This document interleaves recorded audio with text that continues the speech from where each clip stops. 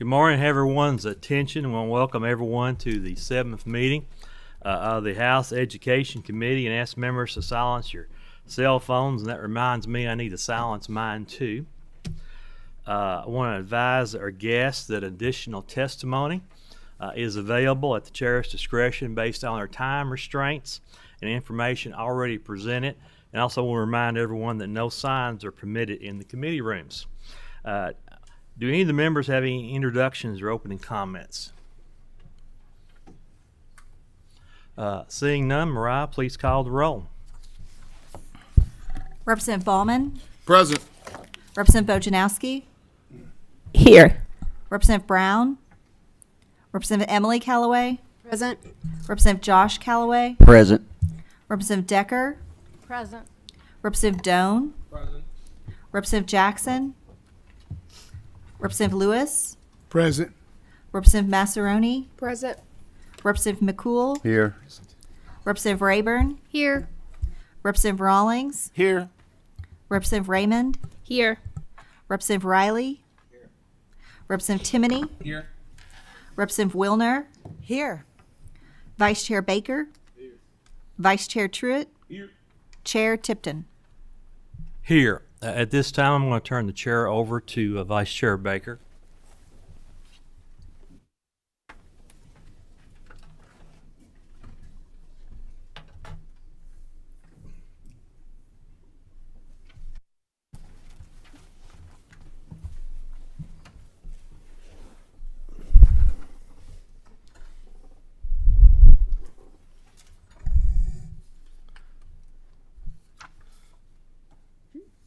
Good morning, Mr. Chairman. Would you please identify yourself for the record? James Tipton, State Representative, House District 53. Okay. And please raise your right hand. Do you swear to tell the truth, the whole truth, and nothing but the truth, so help you God? I do. Thank you. Are we beginning on 227? 227. Okay. Members, there's a committee sub in your packet.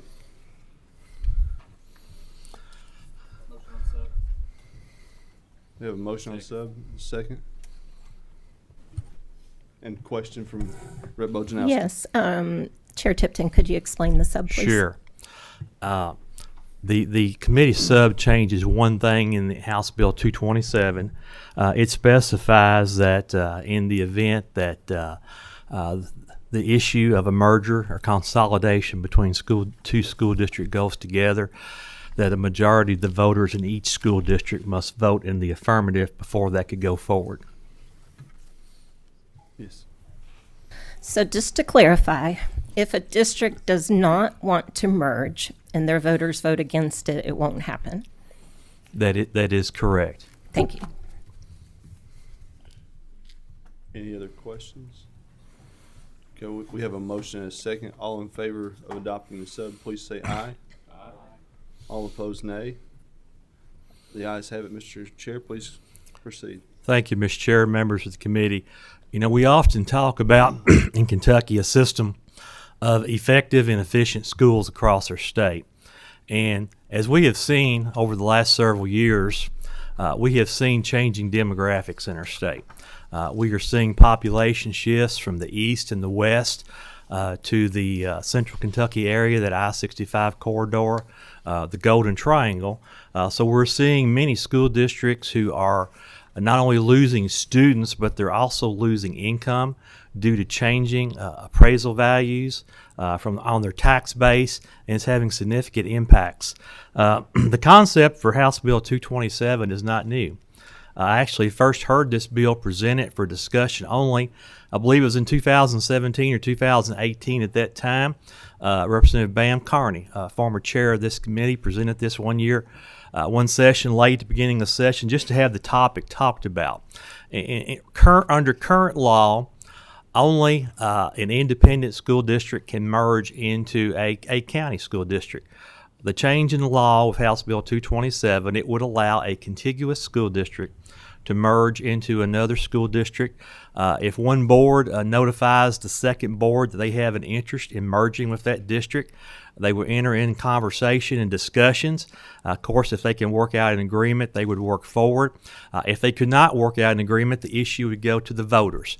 And as I specified in the committee sub, it would require the voters of both school districts. I know there have been some concerns raised that maybe a county district might try to absorb a smaller independent school district.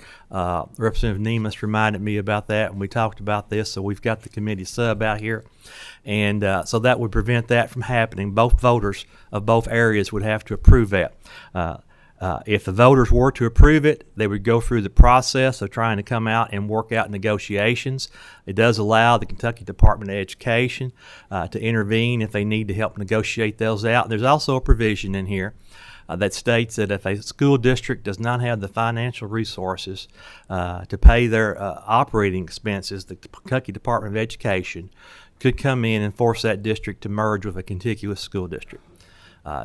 Real simple bill. It's permissive in nature. The intention is to try to, as we go forward, how can we have a system of effective and efficient school districts across the state?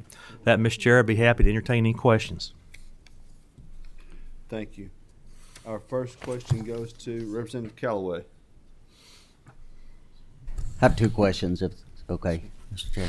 My first question is, when you say it goes to the voters, is it specifically the voters of that district, that county? It would be the voters who make up each individual school district.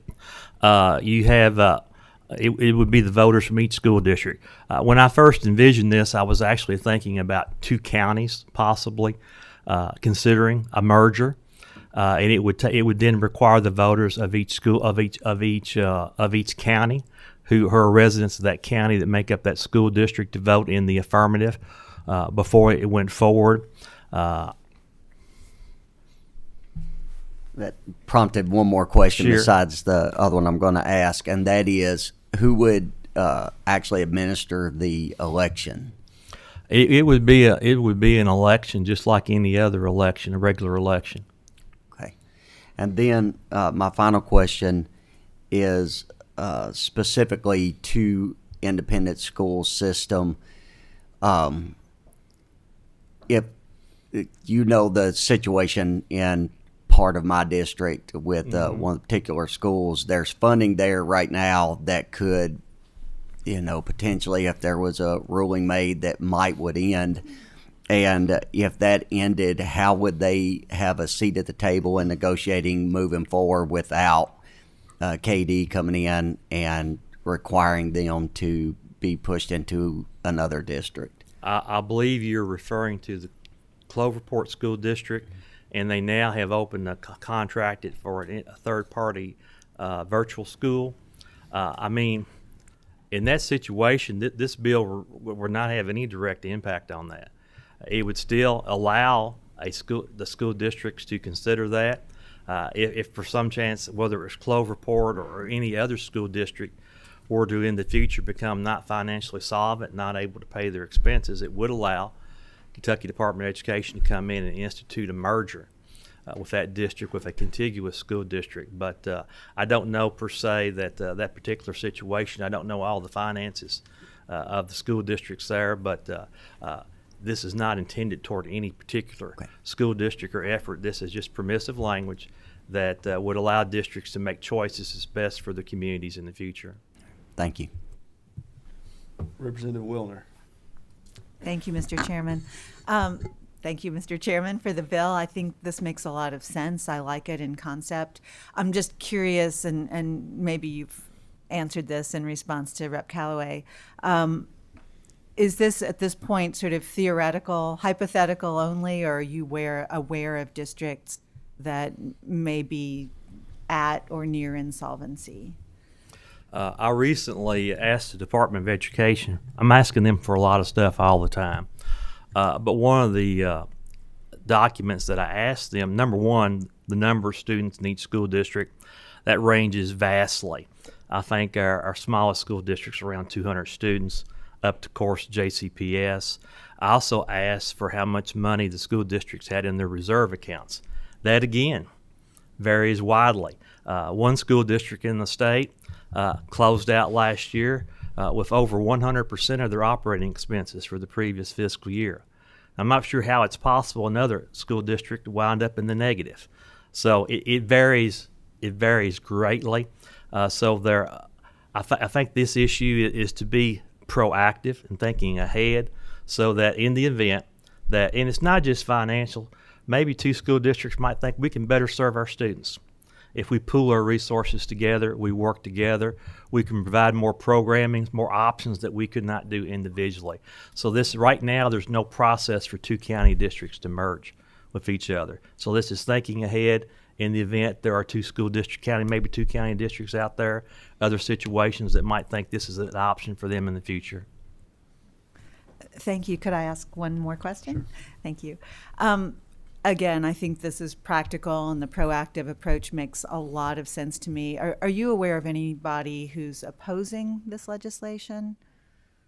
I think outside of some concerns from some people in the original version of the language, there were some people who were concerned that could be interpreted that the majority of the districts, of the voters in both districts, so if you had a real large district, maybe those voters could, but I think that's the reason we did the committee sub, and so I have not heard any direct. I think it's just anytime you talk about the subject of merger and consolidation with school districts, it brings some angst, some uncertainty.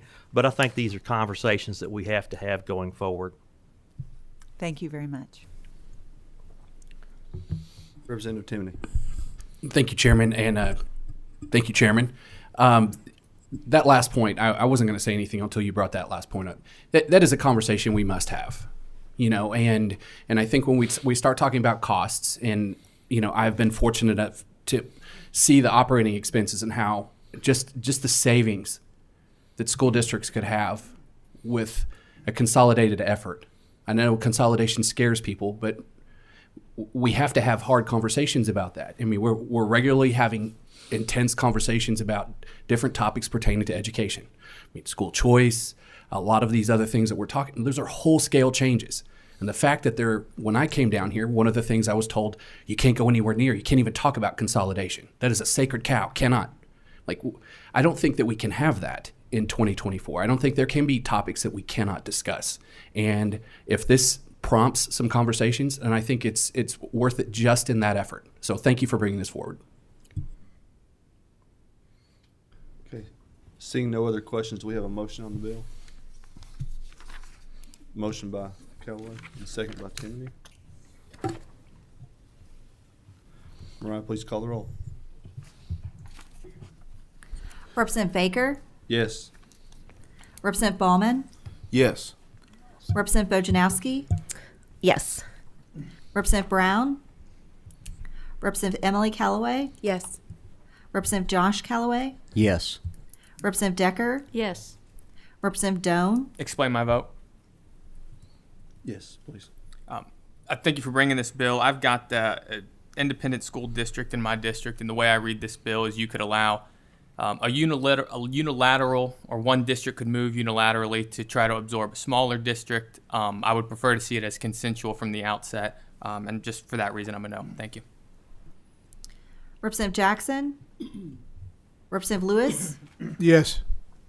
Representative Massaroni, Pass. Representative McCool, Yes. Representative Rayburn, Yes. Representative Rawlings, Yes. Representative Raymond, Yes. Representative Riley, Representative Timoney, Yes. Representative Truitt, Yep.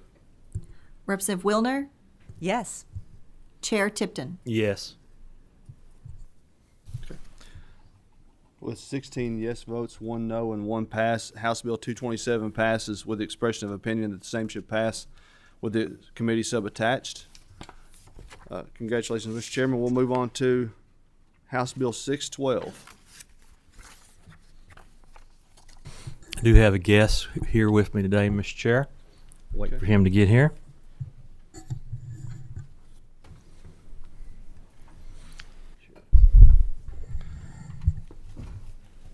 Good morning, sir. Could you please identify yourself for the record? James Tipton again, State Representative, House District 53. Stephen McCrocklin. Okay. And would you please raise your right hand? Do you solemnly swear to tell the truth, the whole truth, and nothing but the truth, so help you God? I do.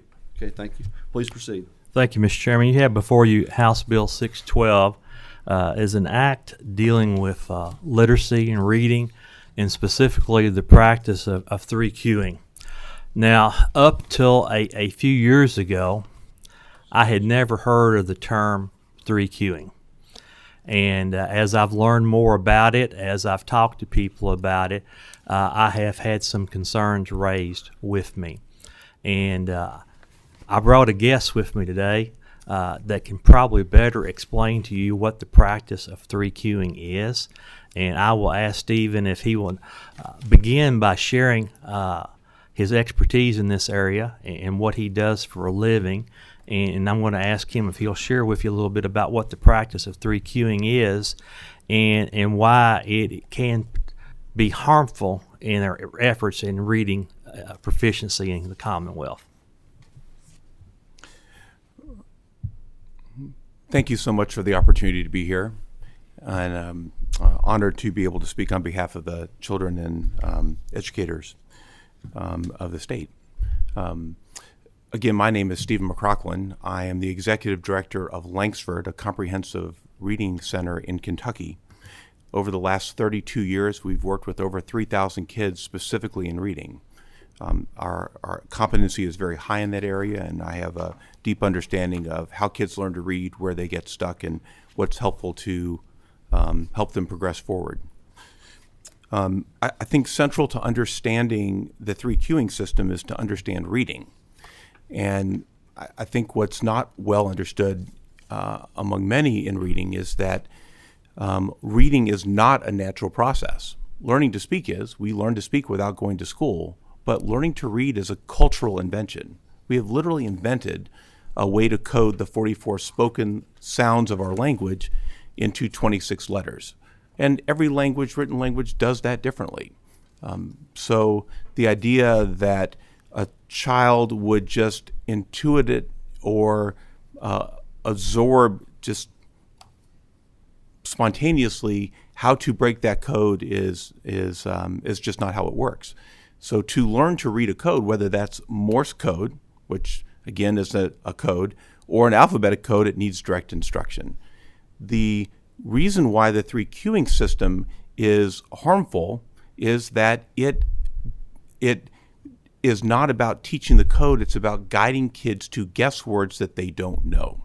So when a child comes to a word that they don't know, the 3Qing system guides them to basically guess, to look at a picture on the page. So if they can't decode the word, then they're guided to ask what word might make sense there. Look at the picture, see if that can guide you. And those are all things that pull the eyes of the reader off the page, away from the word. And that's not what skilled readers do. We have a great depth of understanding of how skilled readers read. And skilled readers have broken the alphabetic code. When they come to a word they don't know, they dig into that word. They don't pull their eyes away from the word to guess. They drop into that word, they work through it sound by sound, and they read it. And the more they're guided to do that, the better they get at it, until they get so good at reading through words, they don't even realize that they're reading anymore. What they're doing is they're thinking about what all those words mean when they're put together. They think about comprehension. They're so skilled at reading, the words on the page evaporate, and they see through that into the picture of the story. Not the ones on the page, but the ones they make in their mind's eye. So the queuing system guides them away from that, those essential things that skilled readers do.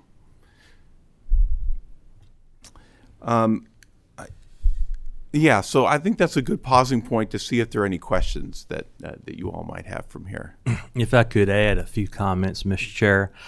House Bill 612 would expressly forbid the teaching using the 3Qing method in our K-12 schools. It would also expressly forbid our teacher prep programs from teaching instruction in this. There are currently 10 states that have passed similar legislation. across the country so far. You all are familiar that in 2022 we passed Senate Bill 9, the Read to Succeed bill, talking about the 5 essential components of reading, the science of reading, and you're not going to get away without me using a farming analogy today. If you think of a team of horses, unfortunately I never had to walk behind a team of horses, but the team pulls together. And what we have here is we have one horse going in one direction in the science of reading. We have another horse that's pulling completely a different direction in this 3 cueing method, sometimes referred to as more of balanced literacy, and we're not getting anywhere. We have to pull together, so that's the reason I brought this legislation forward today, and we'll be happy to entertain any questions. Okay, thank you. Motion on the bill. We have a motion in a second. Okay, we do have a motion in a second. First, we have a question from Representative Bojanowski. Yes, this question is for Mr. McCrocklin. In JCPS until this year, we actually used a curriculum that was grounded in this methodology. You know, we were in professional developments, in teacher meetings, and we were taught to look for, did this child use meaning, syntax, or visual cues to figure out or not figure out the word? And I was just, you know, like that anger man on Inside Out. I was just like this because it's so frustrating. Because what I want to know is, which of the letter patterns do my students know, which do they not, what do I need to teach them? And so that I found that so infuriating. Have you, in your experience, gotten kids who were in programs where this methodology was taught, and are they often kids that take a long time and are involved in teaching them to read? Or, you know, what's the consequence of this happening? Because what I do know is that even with our Tier 1 curriculum being guided by Senate Bill 9, we are still deep in the weeds in this state with interventions and Tier 2 and Tier 3 programming that uses this type of methodology. Right. Thank you. A significant portion of the students we see are what we call curriculum casualties. These are kids that didn't get what they needed in the classroom and then have to supplement that or go outside of the classroom to get those skills that they didn't achieve in the classroom. The consequence of that are multiple. For one, at just the literal level, is that this is then a student, because they didn't get what they needed in the classroom, either don't get what they need and don't become a proficient reader, or have to go outside. The consequence of that is expense to families, and the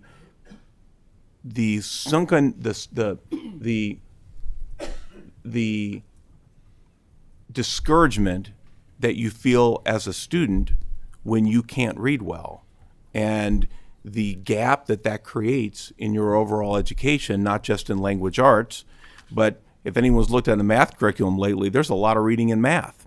So you start that gap, and reading instruction ends in most schools around 3rd grade. That's the point where you stop teaching kids to read and you start moving from there to comprehend. So that gap doesn't get filled, and that's why you see 40% of 4th graders below basic reading levels. And then that just progresses farther because, as you know, an 8th grade word is harder than a 4th grade word. So that gap just gets wider. And so the consequences become profound. That starts the pipeline to prison. It starts the unemployment part. So it's massive. It's absolutely massive. And it's correctable and it's treatable. And so it's steps like this that, you know, that are so important that we address, because this 3 cueing system is bad for kids. It's bad for teachers, as you just described, and it's bad for Kentucky. If I may, briefly. Quickly, we have Real another briefly. couple, So, you know, I really admire you for sitting at this table, because if we do better, it'll impact your business model. So, I mean, I Right. really appreciate you sitting Put me here out of business. Yes, please. and guiding us in the state regarding reading. Thank you. You're welcome. Thank you. And next we have Representative Truitt. All right. As principal, I strive to work with my teachers daily on becoming standard driven. I want my teachers to be driven by their standards Yeah. And a lot of times I don't like to be the person that comes in and dictates what they can or can't do, as long as they can reach that end goal. Yeah. So to clarify just a little bit, what's the major differences in this 3 cueing and the way that we want reading to be taught? Can you kind of put in layman's terms a little bit about the biggest differences? Yeah. I know I see it, but just for everyone else, Yeah. to explain the biggest difference between these two different philosophies. Right. So what we know to be true from just massive large-scale studies is that kids learn to read best when they start with spoken language, become aware that our language is built with individual sounds called phonemes, and we teach those that phoneme awareness, move from there to single letters, and then work with increasingly more difficult words, starting with simple words with 2 letters, 3 letters, 4 letters, and there's this natural progression. And by teaching that, just like in learning Morse code, you start with, the individual pieces move to words. So what we know to be true is we build up from sounds to letters to words. And we help a student unlock the code at each step. The 3 cueing system takes a completely different approach. It starts only from meaning, not with a code. And so it starts with this idea that if you know a lot of words, you should be able to look at a printed word and be able to guess it. You should be able to guess that word that you don't know based upon what you think it should be, or a picture on the page, or what might sound right in that spot. So it's really not teaching the code. It's this idea that you should be able to predict words based upon what you think makes sense. So it's a very, very different way to approach language. And one, sadly, that just has shown us over and over, it just doesn't work. So while I agree with standard driven, I agree that there should be autonomy and flexibility in the classroom, there are also best practices. So we do want surgeons who do appendectomies to follow a best practice that we know works and gives the patient a good survival rate.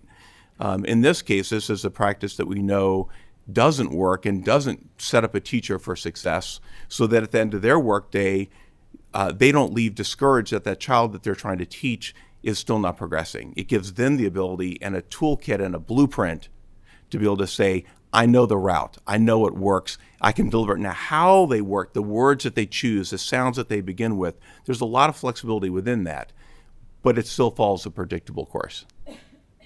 Does that answer your question? Yeah, thank you. You're welcome. Okay. Our next question is Representative Raymond. Thank you. I want to ask a bit about how to repair this teaching, right? I had 2 COVID kindergartners in a row, and I remember I'd come to Representative Bojanowski and say, we're learning to read, we're doing picture power. And she'd say, that is so wrong. And it was just like, right? And so, having lived it, right, it's my understanding that most kids will learn to read, right, even if we don't teach them in the very best way, right? So it could cause more harm to our kids who are going to need the most support. Many kids, but not most. Many. Okay. So let's absolutely teach them right in kindergarten, right? But how do we continue with our standards-based work with our 6th graders when the standard is metaphor and we need to tackle the phonemic awareness piece for the kids who are in our K through 12 system who need to repair this reading education? That's a tough one and goes well beyond the scope of what we can probably cover in today's talk. If you don't get the underpinning, if you don't know how to do addition, you can't do algebra. If you don't have the base, you can't. You're stuck at that point. You can't put the roof on a building that doesn't have a floor. And so, the only way to build the reading skills up of a COVID kid or a 6th grader who's not reading well is to go back to the piece that isn't in place, build it up, and go on from there. The challenge, of course, is that that's not what middle school teachers are tooled for. That's not what their background has been, and that's not, their expertise is once all that's in place, let's teach them to think at higher levels. Let's teach them to write well. Let's teach them to interpret. So it's back to the basics, back to the beginning. And next we have Representative Rayburn. Thank you, Chairman, for the work on this bill. And much like Representative Raymond, I've got a COVID kindergartner as well, so I appreciate this legislation. It was a frustrating time. But my question, Chairman, you had mentioned that there are 10 other states who have passed legislation similar to this. Could you explain to us or give us maybe that list of what those 10 states were? Sure. Sure. I just happen to have them right in front of me. There's a one-pager in your packet that also includes that list. But the other states are Arkansas, Florida, Indiana, Louisiana, North Carolina, Ohio, South Carolina, Texas, West Virginia, and Wisconsin. Okay. And last we have Representative Wilner. Thank you, Mr. Chairman. I really just have a comment. So I'm a big fan of the Langsford Center. I've known a number of kids over the years of varying ages, some middle school, some high school, who've come to your center, who came in not being able to read and came out being fluent readers. So, and I have visited your center. I've heard you present. I've learned a lot about how we learn to read from you. And so I really appreciate having your expertise at the table. As for this bill, I'm typically, I guess, against legislators stepping in and saying, okay, teachers, here's how you should teach, because we're not the experts as legislators. But sometimes we have a system that is so broken, a method of teaching that is so discredited, is failed, is inconsistent with what the science tells us and teaches us, and it creates a real crisis. And I think that this is an example, this 3-queuing system. It's a discredited system, it's a failed system, and I support this wholeheartedly. So thank you very much. Looks like we have one additional question from Representative Decker. Thank you. Thank you, Mr. Chairman, and thank you for your testimony. Of the 10 states who have enacted this type of, do you have data following up afterwards? Have you had time to see what happened to the test scores? I believe this is all very recently happened in the last 2 or 3 years. So I'm not aware of any follow-up data on that as well. But I think this aligns with the movement across the country to move to the science of reading, the 5 essential components of reading. As an overview of the data, states and districts and schools that have followed the guidance of the science of reading have all seen scores improve. Okay. All minds are clear. We have a motion and a second on House Bill 612. Mariah, please call the roll. Representative Baker, Yes. Representative Ballman, Yes. Representative Bojanowski, Oh, a very enthusiastic yes. Representative Brown, Representative Emily Callaway, Yes. Representative Josh Callaway, Yes. Representative Decker, Yes. Representative Doan, Yes. Representative Jackson, Representative Lewis, Yes. Representative Massaroni, Yes. Representative McCool, Yes. Representative Rayburn, Yes. Representative Rawlings, Yes. Representative Raymond, Yes. Representative Riley, Yes. Representative Timoney, Yes. Representative Truitt, Yes. Representative Wilner, Yes. Chair Tipton. Yes. House Bill 612 passes 18 yes votes, 0 no votes. With the expression of opinion, the same should pass on the House floor. Thank you, Mr. Chairman.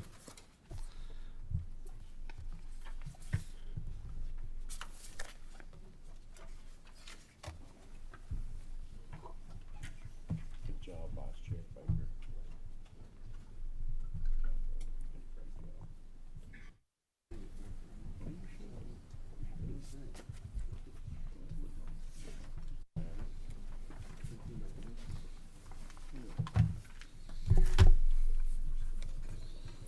47.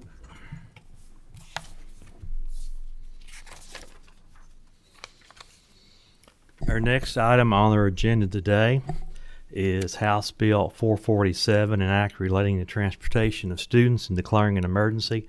Representative Emily Callaway.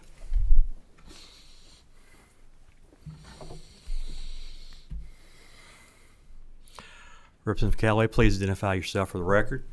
I'm State Representative Emily Callaway for District 37. Please raise your right hand. Do you swear or affirm testimony you're about to give is the truth, the whole truth, and nothing but the truth, so help you God? I do, sir. Please proceed. Thank you, Chairman. There is a committee sub for this. If you'll let me go through the original and then we'll kind of hit what the sub does, if that's okay. Proceed. So this bill addresses transportation concerns for our schools. This will reduce long hours for students and drivers that are seen in some areas, some districts, one of which is mine. And this will also help in more rural areas, reduce the number of big yellow buses on back curvy roads. What this does is create an alternative transportation plan that will include 9-passenger vans, 9-passenger vehicles, able to be used on in the daily route, which currently is not legal. These vans will be clearly marked. They will have safety inspections every 30 days. And then the board will actually establish standards for these vehicles. So minimum insurance coverage, route safety standards, and then drug testing. Some of those are in the committee sub we'll discuss. And then the superintendent will manage at a local level the drug testing and background checks, and penalties are included on the last page there if standards aren't followed. So what the sub does, after some discussion, we decided that the insurance coverage, we should be specific about what that should look like for these vehicles specifically. And then the route safety standards, what that looks like, because right now the buses are required to have the arm that extends. And to avoid overly costly and cumbersome additions, we wanted to make sure that the children were safe without having to add that. And so what we said is that you've got to come up with a route that doesn't have a child crossing the street. So we're talking about the 9-passenger van pulling into a driveway, pulling into up to a house, so that is avoided. Again, clearly marked, but a safety route is established. And then the drug testing requirements, since the driver will not be required to have a CDL, and that's kind of the key here.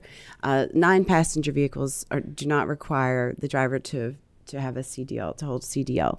So the concern was we still want a standard for the drivers. And while that will be laid out in KBE standards, specifically laid out for them, we also wanted to include drug testing. We wanted to make sure that was included because that is a CDL requirement. This also, the background checks, in the original language, it was yearly. This is going to every 3 years. Now, there will still be a background check by the administrative office of the courts, but that's significantly less expensive. So again, we just want to make this as easy to implement as possible without lowering standards. So, and then again, the drug testing, as I mentioned. So that's what the bill does, and then I've covered what the sub does. Motion on the bill. You have a motion. Is there a second on the sub? Second. Any discussion on the committee sub? All those in favor say aye. All opposed, no. The committee sub's adopted. You have any other thing to add to your presentation, Representative Callaway? That's it. Thank you, Chairman. Oh, we do have a question from Representative Bojanowski. Okay. I think this is a great bill. I think we need to have flexibility. I'm a little bit confused because on page 2, it specifically says non-school bus passenger vehicles must be operated by an employee that has a valid Class D operator's license. But then in the language like you were just commenting on, it says the alternate transportation plan, they don't have to have a valid license. So it just confused me because it seemed to be conflicting points. It's on page 2, section C.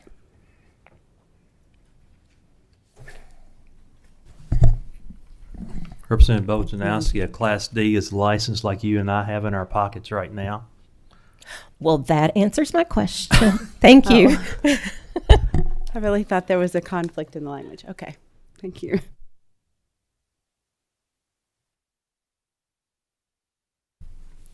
Any other members have questions? Seeing none, Mariah, call the roll. Representative Baker? Yes. Representative Ballman, Yes. Representative Bojanowski, Yes. Representative Brown, Representative Emily Callaway, Yes. Representative Josh Callaway, Yes. Representative Decker, Yes. Representative Doan, Yes. Representative Jackson, Representative Lewis, Yes. Representative Massaroni, Representative McCool, Yes. Representative Rayburn, Yes. Representative Rawlings, Yes. Representative Raymond, Yes. Representative Riley, Representative Timoney, Yes. Representative Truitt, Yes. Representative Wilner, Yes. Chair Tipton. Yes. House Bill 447 is amended by House Committee Substitute 1, having received 18 yes votes, 0 no votes, and 0 pass votes. Passes with favorable expression. Same should pass on the House floor. Next on our agenda is House Bill 449, Representative Steve Riley, an act relating to local boards of education. Chairman, I don't mean to interrupt, but that last bill, did we get a motion on the bill that was amended by the committee? Very, very, very good, Mr. Timoney. Staff just corrected me on that. I'm on a tight agenda today. Do I have a motion on the bill, House Bill 447 as amended? Representative Massaroni, do we have a second? Second. All right. Do we need to call the roll again? Does anybody want me to call the roll again? Nobody wants to change their vote. I think we're good on that. It passed. All right. Representative Riley, please introduce yourself and your guest. Introduce yourself for the record, and I'll administer the oath. Thank you, Mr. Chairman. Steve Riley, State Representative, 23rd District. And I'll let my guests recognize themselves. Thank you. Good morning. I'm Carrie Schelling, the Executive Director of the Kentucky School Boards Association. John Powell. I'm the staff attorney for the Kentucky School Boards Association. And Chris Nolan with the Kentucky School Boards Association. Please raise your right hand. Do you swear or affirm the testimony you're about to give is the truth, the whole truth, and nothing but the truth, so help you God? I do. Before you begin, I want to make a clarification. There was a House Committee substitute that was sworn that was sent out on this legislation. There was an inadvertent drafting error. That drafting error was caught yesterday and corrected. You have 2 House Committee subs. There's the sub we're going to be working with is House Committee Sub 2. So please proceed. Thank you for that explanation, Chair. Basically, I'd like to do like Representative Callaway did, just introduce the entirety of the bill, and we'll talk about the sub at the end. So basically, this bill deals with 3 parts in regards to Kentucky school boards. The first part of this is that previously you had to have a physical transcript to be able to run for school board. And there's some examples where that ended up being a disaster. There was a lady that was wanting to run in a school board in Christian County. She had been she was a retired teacher, obviously had a college degree, and they could not find physical evidence of her for her high school transcript, and she was not able to run for school board. Representative Lewis up there, his high school no longer exists. They'd probably have to do an exhaustive search to find his high school transcript. Yeah, that's the only way you got here. But so basically, what this does is you can swear an affidavit that you have a high school transcript in order to be on the school board. So that was the first part. Very simple. The second part deals with training required of elected school board members. Previously, and the law is right now that everybody has ethics training every year, and that will continue because that's of the utmost importance. I feel like if we have to do that up here, everybody else needs to do ethics training every year. So that will stay in there. Right now, you have training for school boards for superintendent selection, and you have training for finances every year while you're on the school board. This bill drops that back a little bit. In your first 2 years, you must have superintendent training. You must have training in finance. But after that, it gives you the flexibility to do training in diverse areas of the school board. I think it's in the best interest of our schools that school board members have a diversity of training so they can be more well-rounded in what is in the best interest of the school system. And the third one of these is the committee sub. Basically, it requires every school board to adopt a minimum code of ethics. Most already have that, but not all do. Developed by the Kentucky School Board Association. This allows OEA, the Office of Education Accountability, to investigate any board member is alleged to have substantially violated the code of ethics. At this time, the OEA has the right to look at 4 different areas, but this would add that 5th area if they violate the code of ethics. When they do their investigation, it is then turned over to the Attorney General, and only the Attorney General can make a decision on what happens with that school board member. They make the final decision. What this bill does not do, it does not allow OEA to remove school board members. Again, that is only the Attorney General can do that. It has nothing to do with hiring or firing superintendents, 0 to do with that. That's where the clerical mistake was made. And it does not remove training requirements. It only removes duplicative training requirements, and it maintains the same number of hours that require training for school board members. So that's basically the basic part of the bill. I allow my guests to speak if you guys feel needed. If you want to start asking questions, I'm fine with that. We need to have a motion on the sub first, and please clarify which sub. House Committee Sub 2. We have a motion on House Committee Sub 2. Is there a second? Is there any questions or discussion on House Committee Sub 2? If not, everybody, all in favor say aye. All opposed, no. Sub's adopted.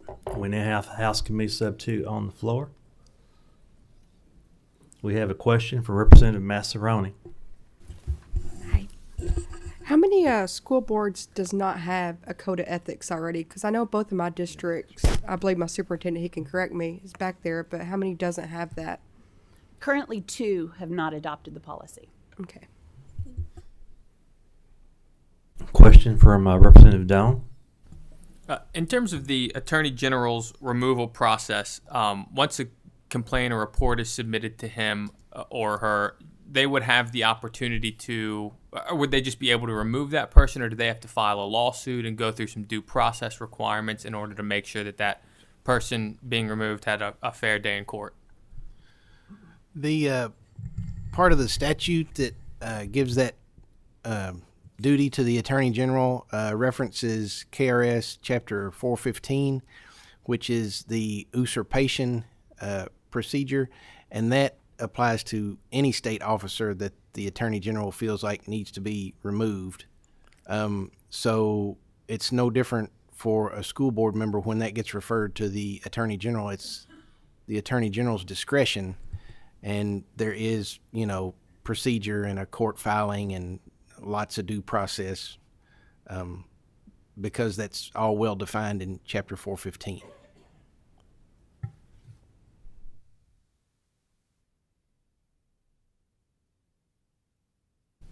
Representative Josh Callaway.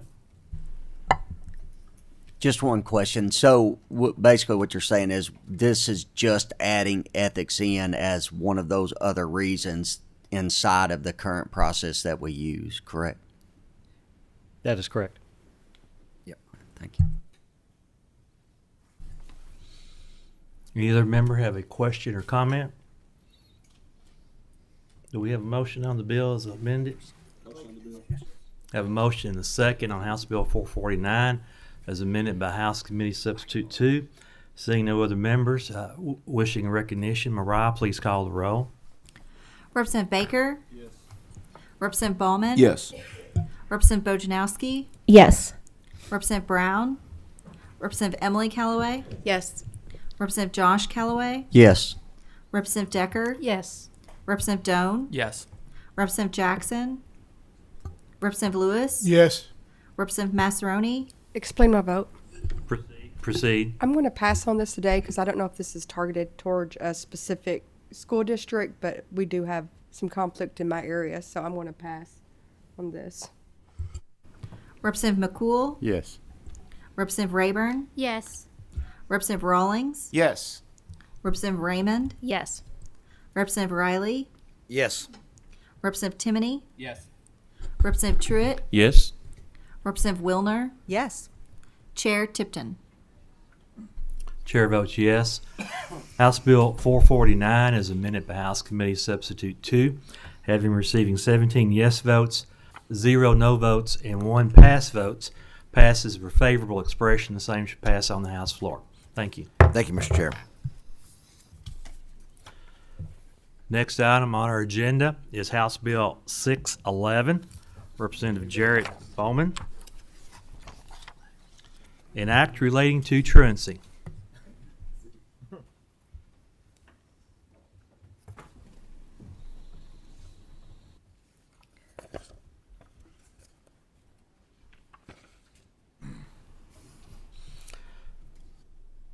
Whenever you're all ready, please identify yourself for the record, and I will administer the oath. Thank you, Mr. Chairman. I am Jared Ballman, State Representative, House District 28. Representative Tim Truitt, District 89, State Representative. Please raise your right hand. Do you swear or affirm the testimony you're about to give is the truth, the whole truth, and nothing but the truth, so help you God? I do. Please proceed. Thank you, Mr. Chairman. Ladies and gentlemen of the committee, it's a pleasure to be in front of you today with House Bill 611. As I've sat on this committee for the last year, I've learned about a lot of issues in our education system here in Kentucky. And the one that's had the biggest impact on me is our kids not attending school. Our rates of truancy, our rates of chronic absenteeism in the state of Kentucky are, quite frankly, embarrassing, abysmal, and we have to do better. I felt compelled to take action to ensure that we get kids into the classroom where they need to be, setting their life up for success. So I think in Jefferson County alone, it was reported over the interim that we have a rate of 38% students that are chronically absent. Which by definition means that they miss over 10% of the school year. And so I got to work on a bill that would help us identify these children that are missing school unexcused more rapidly, and then approach action more effectively to get them back into the classroom. Because today the process sometimes can take months before any action is taken. And so the bill in front of you today is going to help do just that, make sure that we more expediently identify these children and then take more effective action to get them back into the classroom. And with that, I'll turn it over to Vice Chair Truitt as well. Well, I appreciate Representative Baumann working on this. Me and him have actually been working on it, started back in the interim. He normally doesn't like tackling these controversial bills, but anyway, I do appreciate him willing to kind of work on this with me. I think me and him both have learned a lot. And anytime you come up with something like this, there's always going to be some negative things that arise. And in his defense, we've compromised. Anybody that came to us with a complaint or a request, we looked at it and we tried to meet in the middle, but knowing that something has to be done. Since COVID, we've conditioned parents that, attendance is not the most important thing. If your child is not feeling well, keep them home, and it's something we're still fighting each and every day. And as you all know, with funding, school funding, it's tied to attendance. So we've got to, if we want to give teacher raises, if we want to, get kids to school on the school buses and provide meals, we need our kids in the seats. And this bill will help us in that area. Obviously, it may not be the magic pill that works in every single situation, but it at least gives some teeth to parents bringing their children or getting their kids to school. Talk a little bit about the bill. One thing we wanted to do in this is we wanted to hold parents accountable. We like to throw those words out there, parental rights and all these different things. And, that can be good and that can be bad. But we need to make sure that if you look there on, I guess it's 3A, it talks about, it says, for a child in kindergarten to grade 5 whose parent or guardian is in the violation of KRS 159 by allowing their child to be absent without excuse for 15 or more days, shall refer the complaint to the county attorney for formal court actions. Now, 15 is a lot of days. Me and Bauman both wanted about 3. But we understood that that was going to be a large amount of students. I mean, that attendance is something I look at every single day in school. And when you start looking at, students, I've got students that's missed, 50 and 60 days. And it's absurd that nothing can be done about these. So what this allows us to do is that for a student, especially an elementary student, it allows that student, that parent, it's called the robe effect. We was talking to a county attorney, and she mentioned that the quicker we can have students and parents experience that robe effect, that's when things get done. So that's our goal. Our intentions are trying to make sure that our students come to school, and I guess Mr. Motion Baum, on the bill. Have a motion and a second on House Bill 611. We do have some questions. Representative Bojanowski.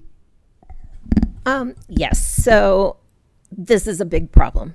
Truancy is a big problem. I have children in my classroom who aren't learning when they aren't in school. So I agree with it being a problem. Were you able to have a conversation with the JCPS Director of Pupil Personnel or the JCPS County Attorney? So it's a great question. Thank you for that, Rep. Bojanowski. I was able to communicate with the DPP from Jefferson County, but not the county attorney. Okay, if I may make a brief comment. So, brief. It'll be brief. So it's my understanding that this would be about 10,000 cases from the district that would be referred to the county attorney's office. And so while I really support the bill, I will probably pass until we kind of understand how that would lay out. And then I'd also like to state that there are 40 districts with higher chronic absenteeism than JCPS last year, and 13 of them had over 50%. So statewide, this is a big issue. This is not just an urban district issue. And I look forward to working with you to find a solution. Yeah, thank you. And by all means, I didn't intend to disparage JCPS in any way with that comment. It's just my home district, and the number is very alarming to me. And when I heard that the caseload could be increased by 10,000, I think that just clearly demonstrates the need to take action. And I know sometimes the problems can get so big that it's to the point that it's overwhelming, and so we just do nothing. We can't do that here with our children. We have to act. We have to get our children into the classroom. And so I just want to make it clear as well, we connected with county attorneys across the state as we developed this policy.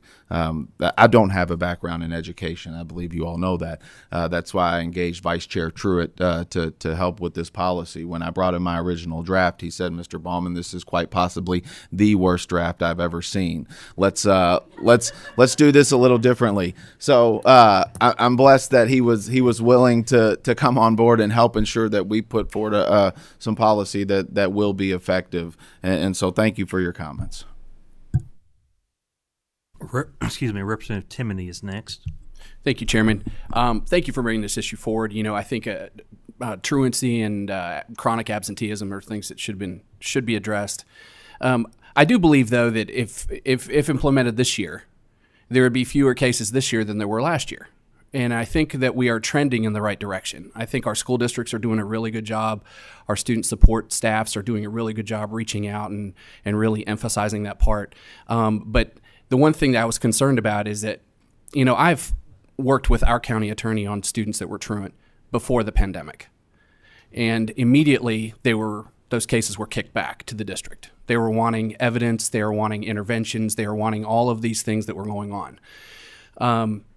My concern is the county attorney and JCPS in particular, I mean, what's 10,000 cases going to do to the, I mean, how effective is that process going to be? Like, for example, if Representative Bowman was truant and you were number 9,999 in that list and you're truant, when are you going to get before a judge?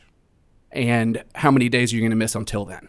Do you see what I'm saying? I mean, this is a really, really big problem that I don't think just from a legal standing is the way to approach it. And I do believe that as we start seeing more and more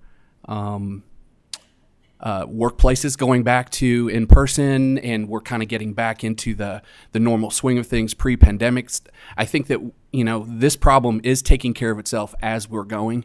And as long as we're continuing to trust our student support groups, I think that this is something that would be definitely workable. I'm just concerned about setting something up right now that if we put it in place and then 10,000 cases showed up and the county attorney and JCPS, would that completely destroy the idea behind it? If they're going to say, absolutely not, we're not dealing with this. This is a school-based issue, kick it back. And then the whole intent of this bill, which is where it needs to be, 100%. You know, but I'm concerned that this case at this point, we might be kind of being a little heavy-handed. That's all I'm saying about this. So that's just my concern. Yep. Sorry, go ahead, sir. We're talking about 15 unexcused days. That's counting 0 doctor's notes. That's talking, you know, every district allows parent notes to a certain extent. We're not talking about those. We're not talking about EHOs, educational field trips. We're talking about 15 days or more to where there's no excuse. No excuse. And, you know, I agree it could increase our caseload, you know, for attorneys and for courts. I understand that. But there has to be some sort of accountability. All right. And when we talked to the county attorneys, their recommendation was 20. They said we can live with 20 days. Me and Bauman wanted 9. Then we went to 12. And then we finally compromised with 15. We think 15 is a fair amount of days to where a parent or a student can have 0 excuse for not coming to school. And at that point, something has to be done. We're training these individuals to be productive citizens when they grow up and join the workforce. I'm probably there'd be very few jobs that would allow you to miss 15 days of work with 0 excuse, and that's kind of where we're at on this. To start off with a number that says this is kind of where you got to be. Representative Raymond's next. Thank you. If you thought the first draft of this was bad, have you seen House Bill 5? So just to confirm, this does not deal at all with kids in grades 6 through 12.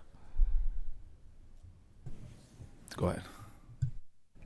Yes, this deals with everyone, but the only requirement is for the kids in kindergarten through 5th grade, they have to go to the county attorney, if that makes sense. We want them to go to the county attorney. Now, if you're in middle school and high school, if you want to use the FAIR team or the court designated worker, you can. But if you are in elementary school, we think that the parent should be held accountable at that age. So they need to be the ones going to court. So that's the reason we've got that provision in there about K through 5 county attorney. If you're in middle school and high school, you don't want to go to the county attorney and your DPP, you don't have to. But elementary, they have to. Okay. May I ask another? Please proceed. Okay. So we're talking about our school system and we're talking about our court system, right? And I think as these cases proceed, we'll need to involve our social services system. And so what can we put in place to make sure that when barriers are identified in families, right, there may be good reasons why families have missed this much time. How can we connect them to the resources they need to rectify the situation rather than just punishing them? I'm thinking in particular of tens of thousands of JCPS families who may lose their bus access, and I worry that that'll create an uptick in truancy in the short term. How can we support families who are facing barriers? So I'll defer to the expert in education on what they do today when these situations arise. Representative Timoney talked earlier about how that we're doing better as districts with attendance. Our Friskies are a great resource. It is a team concept. It's something we have to do better at the school level, making sure that we ensure and let parents know that this attendance is important. But the intention was, like I said earlier, is we want to catch the bad actors. We want to catch the people. And I know this firsthand. We send a 3-day letter in my school. So what happens if you've got 3 unexcused days, we send a 3-day letter. We get basically no response from that. Then we'll send a 6-day letter. Once again, very little response from them.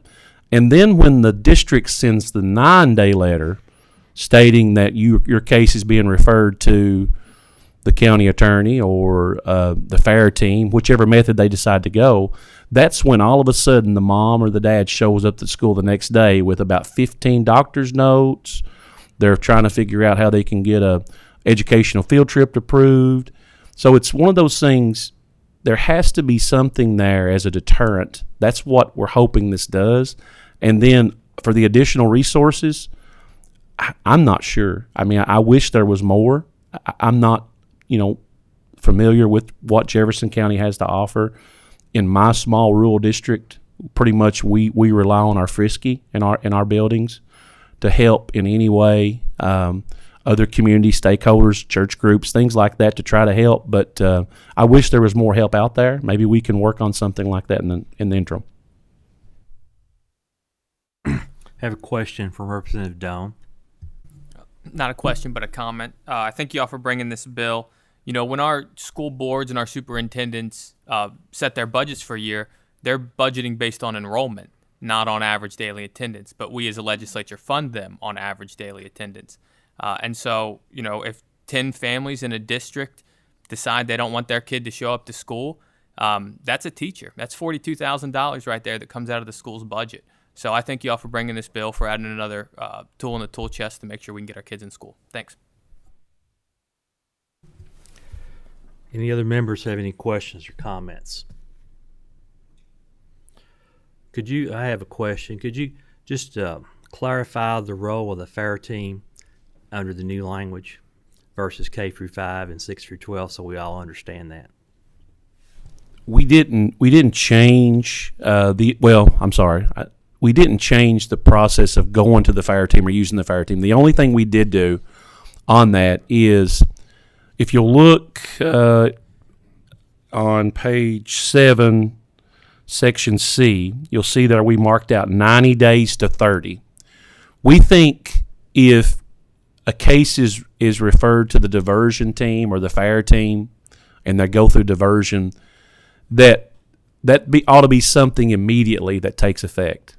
They ought to be something that you start working on quickly, as opposed to 90 days. I've seen cases to where a student is referred to the fire team, for missing 20, 30 days. We don't hear anything for 90 days because the fire team is still looking at and trying to, gather all the evidence and do the interviews and all these things that the fire team does. And in the process of those 90 days, that student may miss another 30, 40 days. So we're trying to speed that process up to 30 days. And another thing we did in there is, if a student is going through diversion, once they miss 2 more days, then they start back over and they go back to the county attorney once again. So once again, some fire teams do a great job. And some districts, the fire team works great. In other districts, that's not the case. So we're trying to hold all fair teams accountable. If you're going through diversion, make sure that you're doing the purpose of what that team is there for, to get that student in the classroom. So that's kind of the reason we put that in there. That was under the DPPs wanted that because they're saying that a lot of times, let's say that a fair team could decide, you missed 20 days in the first semester, you only missed 15 in the second semester. Good job, you've done a good job, you've improved. We don't think that's good enough. We want something done about this, and we think this is probably the best way of getting it done. I see no more questions or comments. Do we have a motion on House Bill 611? Have motions or second? House Bill 611 having been properly motioned and second. Mariah, please call the roll. Representative Baker? Yes. Representative Ballman? Yes. Representative Bojanowski? Yes. Representative Brown? Representative Emily Callaway? Yes. Representative Josh Callaway? I'm going to pass on the date, and I got a few questions I'd just like to clear up, so thank you. Representative Decker? Yes. Representative Doan? Yes. Representative Jackson? Representative Lewis? Yes. Representative Massaroni? Representative McCool? Representative Rayburn? Yes. Representative Rawlings? Yes. Representative Raymond? Yes. Representative Riley? I briefly explain my yes vote. Proceed. I think it's obvious that this is a statewide problem by the fact that one sponsor is from urban Jefferson County and the other one from rural Jackson County. Thank you. Representative Timoney? Briefly explain my vote. Proceed. I'm a yes today. My concern is the weight of this problem is going to sink this boat, and I think that we need to pay attention to it, and I think there's some small tweaks that we can do moving along. So I look forward to working with you guys on this. Representative Truitt? Yes. Representative Wilner? May I please explain my yes vote? Proceed. Thank you. I don't like the big sticks, as you know, and but I think if a child is absent that many days, parent doesn't even make a phone call, it raises questions about what else might be going on in the home. And we do know that absenteeism could be a sign of abuse going on. And so this is an unusual vote for me, I think, on this bill. And I do hope that there can be some tweaks with Rep. Timoney so it doesn't sink under its own weight. But I am a yes today. Chair Tipton? Chair votes aye. Oh, Representative Bo. I'm sorry. Could I change my vote to pass, please? Okay. Thank you. Okay. House Bill 611 having received 14 yes votes, 0 no votes, and 2 pass votes, passes for favorable expression. The same should pass on the House floor. Our final agenda item today, House Bill 630, Representative Michael Meredith, an act relating to research doctoral programs at Western Kentucky University. So if you and your guests will please come to the table, identify yourselves for the record, and then you may proceed. I'll administer the oath, and then you may proceed. Michael Meredith, representing the 19th House District, which is Edmondson and Warren County. Tim Caboni, President of Western Kentucky University. Please raise your right hand.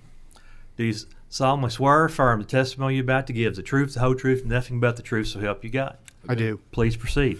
Thank you, Mr. Chairman, members of the committee. I've been in the General Assembly for 14 years now, and I think this is the first time I've had the opportunity to be in front of the Education Committee, so it truly is an honor to be in front of you all today. If you've been to South Central Kentucky, and more specifically Warren County in the last several years, you have seen a tremendous amount of growth and a transformation of our community and our campus as well. With that growth and transformation obviously comes adaptation.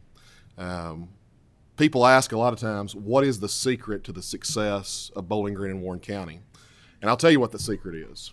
It's not a big secret to any of us at the local level. It's the city of Bowling Green, Warren County's leadership, working hand in hand, glove to glove with our Chamber of Commerce, and the real secret is Western Kentucky University working hand in hand with those three entities as well to provide for that growth and make sure it happens in a good way. House Bill 630 will amend KRS 164.295 to contain permissive language to allow WKU to adapt and offer up to 5 PhD programs directly tied to the workforce and economic needs of Kentucky. Motion on the bill. Have a motion and a second on House Bill 630. President Camboni, I know you traveled a long way to be here today. Would you like to add anything? Chair Tipton, Representative Meredith, thank you so much, and to the committee, it's good to be with you. I shortened a fundraising trip and flew in last night. It was a successful fundraising trip to be with you today, and I'm happy to talk about the remarkable growth that is occurring in our area and how WKU is part of that. So I know the bill is around PhDs, but I want to contextualize that for you as part of a regional strategy for economic development and growth in our region. During the last 30 years, Warren County's population grew by 72.6%. And this astonishing growth is expected to continue for decades, with an additional 75,000 residents by 2050, landing us at about 210,000 Warren Countyans. And we'll be the third largest in the state, only behind Jefferson and Fayette counties, the homes of Louisville and Lexington. Not only are we Kentucky's fastest growing area, but we also benefit for the growth of Metro Nashville. Entities are choosing to locate in Bowling Green due to the high cost of living in Nashville, and we're poised to shape the future of our city and our region and to define the jobs and companies we want to create and attract. 25 years ago, something called the Trans Park was created in our region, and that has driven 25 years of remarkable growth. And what I'm going to share with you next is what we think is Trans Park 2.0, the next iteration of how we drive our regional economy. So one of the ways we demonstrate our commitment to research is through the WKU Innovation Campus. It's a 285,000 square foot campus with state-of-the-art labs, equipment, collaborative workspaces, and access to faculty and resources. It has become the hub for economic development and innovation in the region. It provides students with hands-on experience and career opportunities, and it gains attention from leading companies across the United States and startups who are thinking about relocating to Bowling Green and Warren County. In the past 3 years, numerous local, regional, national, and international organizations have relocated as part of their operations at the Innovation Campus. Some of those company names are Holley Inc., Logan Aluminum, Real-Time Safety Solutions, Oriya Health, Lune, Being AI. The list goes on and on and on. In just the past year, we've relocated 6 AI, virtual reality, and big data companies to Bowling Green at the Innovation Campus. Now, what's an R2 institution?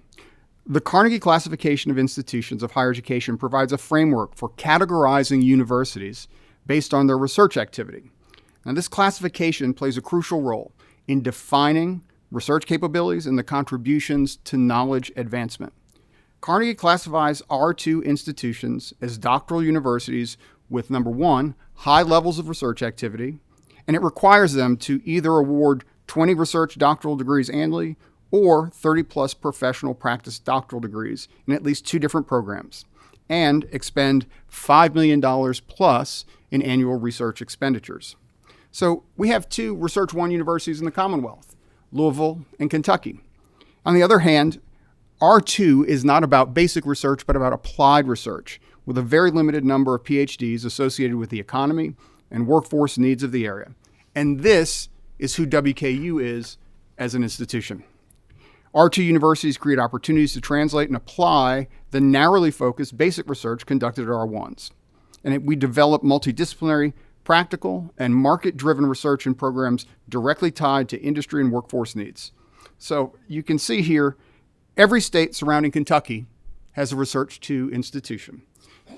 And you'll know some of these institutions pretty quickly by name. St. Louis University, Illinois State, Northern Illinois, Ball State University, Miami of Ohio, Marshall University, James Madison University, the list goes on and on. 80% of the nation's top 10 boom towns for their economy are within 50 miles of an R2 institution. And they often facilitate the transfer of knowledge from academia to industry. They engage with the public, disseminating research findings, contributing to public discourse, and they serve as hubs for innovation and creativity that fosters an environment that encourages the development of new and innovative ideas, technologies, and solutions. R2 universities draw talented faculty, researchers, and students that contribute to the intellectual vibrancy and intellectual capital of the region. So I want to show you now some research expenditures for comprehensive universities. We are emerging at WKU as the Commonwealth's first comprehensive university to achieve R2 status. So you can see here, WKU's total research and development expenditures are nearly double that of the next closest comprehensive institution in the Commonwealth. In the most recent year were comparable days available. It's 21-22. And during 22-23, our R&D expenditures increased by an additional $1.5 million, 20% growth year over year to more than $9.29 million. Show you a couple more slides. These are research and development expenditures over time, and you can see we've recovered from the COVID dip and grown some. And same thing with our total research expenditures, recovered from the COVID dip and continue that growth. And we've set as a goal as an institution to double both of those numbers in the next 5 years. So again, continuing our push toward not just R2 status, but increasing the knowledge creation that we do at WKU. So I'll end with this. To meet both of Carnegie's high research activity requirements, we need a path to create more doctoral opportunities in high demand areas. And we know that this will also help grow our research productivity, federal investment in asking and answering questions here in the Commonwealth. And so we need to be able to offer a number, fewer than 5 probably, PhD programs that are directly tied to those companies and those areas of research that the Commonwealth and our region desperately needs. We're poised to be the first comprehensive university to be able to offer those, and that will solidify us as the Commonwealth's first R2 institution. So, thank you, Mr. Chair. Thank you, President Caboni. Representative Meredith, I do have a question, then we have some others. As I understand this, the Council on Post-Secondary Education would determine which programs are applicable to those workforce needs. Of those up to 5, what are you envisioning as potential doctoral programs that may be offered at WKU? Yeah, that's a great question, because these are not PhD programs, and not there's anything wrong with them, history or English, but we want to do things that are workforce and economy driven. So some of the ideas that we have, I'm looking at my cheat sheet. We want to think about computational sciences, data sciences, applied economics, disaster and atmospheric sciences, neurosciences. So things around big data and the future of AI, thinking about how it is you use computation to drive logistics, for example, and also the way in which we support the growth of healthcare in our region, so data related to health outcomes, all areas where there is significant federal investment in research, where there are companies that do that work now alongside of us, and seeing opportunities to pull out of Nashville folks that don't want to deal with some of their regional challenges there. Our next question or comment comes from Representative Wilner. Thank you, Mr. Chairman. Congratulations on all the success you're having. This was a really compelling presentation, and I'm all for this. I'm curious, just for a historical perspective, and maybe this is for you, Rep. Meredith, but this is the 3rd time that we've been approached this session about allowing the regional universities to expand their offerings. Voted for both of the others. I'll vote for this one. But I'm just curious why that restriction was there in the first place. Representative Wilner, that predates my time in the General Assembly. We have moved on that a few times over the years. When I first got here, we allowed WKU to do a professional program for physical therapy that was outside of that barrier. But that barrier itself predates me. I could provide a little bit of context. I think that when you have comprehensive universities that are not R2 institutions, it takes some time to build the infrastructure necessary to really pursue and be successful at pursuing research grants. And so we've been investing significantly, and we're not at a place where we should ever have been offering a PhD into the past several years. I do think the Council on Post-Secondary Education will work with us and the other comprehensives to identify what is the niche for each institution and how do we enable our universities to be able to pursue those. And for us, I think the question around a PhD is what's the purpose? And this is, in some ways, not really about training future faculty. Some folks would leave for that, but it's training the kinds of researchers that can work on in private companies or on research projects. And it really transforms the kind of faculty we can attract. So when you think about talent acquisition, one of the things that we will do is we will go out and find individuals who have successful research projects already. They may have a lab, and essentially we're going to buy them and attract them to Bowling Green to work alongside our companies. That's very exciting and helpful information. Thank you. Next, we have Representative Riley. Thank you, Mr. Chair. As someone who grew up in Warren County and lives in a county next to it and graduated from Western Kentucky University, I'm so proud of what we've done in our community. And Dr. Carboni, appreciate your efforts at WKU. If any government entities or municipalities want to see how an area can be successful, I'll reiterate what Representative Meredith said. Go down to Warren County and look at how the city and the county and the university have all worked together to make that the area of the state that has probably made the most progress and the area of the state is growing the fastest. So I appreciate what you've done, what you're doing, Dr. Carboni, and it's a great area in the state to live in. Thank you. Seeing no other member requesting recognition, House Bill 630 having received a proper motion and second. Mariah, please call the roll. Representative Baker? Yes. Representative Ballman? Yes. Representative Bojanowski? Yes. Representative Brown? Representative Emily Callaway? Yes. Representative Josh Callaway? Yes. Representative Decker? Yes. Representative Doan? Yes. Representative Jackson? Representative Lewis? Yes. Representative Massaroni? Representative McCool? Representative Rayburn? Yes. Representative Rawlings? Yes. Representative Raymond? Yes. Representative Riley? Yes. Representative Timoney? Explain my yes vote, please. Proceed. Thank you all for bringing this forward. This is awesome. Dr. Carboni, thank you for everything that you're doing.